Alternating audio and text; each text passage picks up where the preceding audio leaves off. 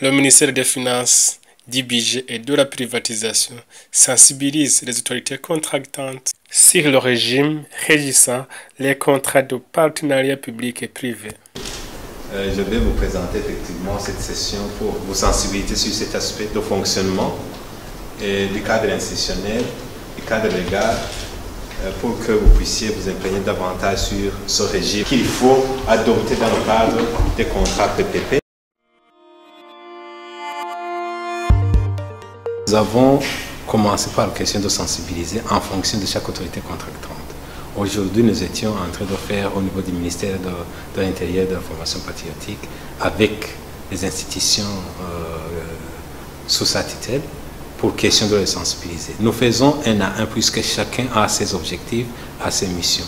Nous avons opté pour cette méthodologie parce que si on le faisait ensemble, il y aurait beaucoup de considérations sur des aspects qui ne sont pas divergents au niveau des considérations. Voilà, nous avons fait ministère par ministère pour beaucoup plus de discussions et d'échanges sur une matière qui incombe les mêmes personnes dans une même institution. Le régime juridique de gestion des contrats de partenariat public-privé est un régime nouveau qui a été instauré par le gouvernement dans le cadre de financement pour la réalisation de certaines activités ou certaines missions des personnes publiques ou des institutions publiques.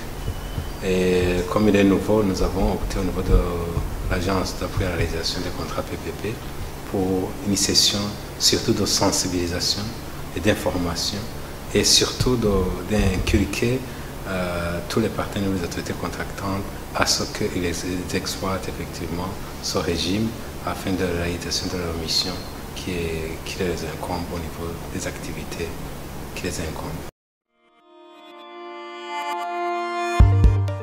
Si on parle de marché public, c'est-à-dire que le financement est totalement public, c'est-à-dire que c'est le budget de l'État qui est là pour la gestion, pour l'exécution de réalisation des contrats.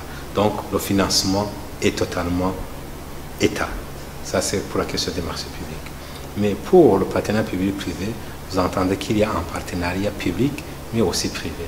C'est-à-dire qu'une part de financement dans l'exécution de certaines missions revient effectivement à un privé qui est à la réalisation de missions publiques. Donc, c'est un partenariat où l'État effectivement a un œil, mais où ne finance pas totalement l'exécution de cette mission. Alors, quand on revient au niveau de privatisation, c'est que la privatisation, il y a une cession directe à un privé pour tout ou en partie qui est cédé à un privé.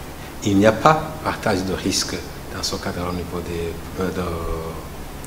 de la privatisation, c'est-à-dire qu'on cède. Mais quand on parle de partenariat public-privé, c'est différent puisque l'État reste dedans dans le cadre du contrat d'exécution. Il a un œil, donc on ne cède pas tout. Le risque est partagé entre le privé et l'État. Mais au niveau de la privatisation, on cède tout à un privé et il gère comme il entend.